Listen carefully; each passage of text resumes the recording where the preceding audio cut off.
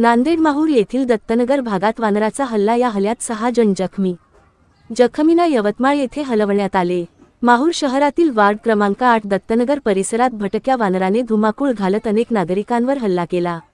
या हल्ल्यात काही नागरिकांना वानराने चावा घेतला असून हाताच्या नखांनी ओरखडे काढल्यामुळे त्यांच्या शरीराच्या अनेक ठिकाणी दुखापत झाली आहे. या घटनेत मनोहर कतुलवार वनपाल माहूर, प्रल्हाद सावळकर माहूर, ओम राऊत माहूर, आशाबाई सुभाष राऊत, मायाबाई आटारे माहूर, अनिता मेश्राम नागपूर हे जखमी झाले आहेत.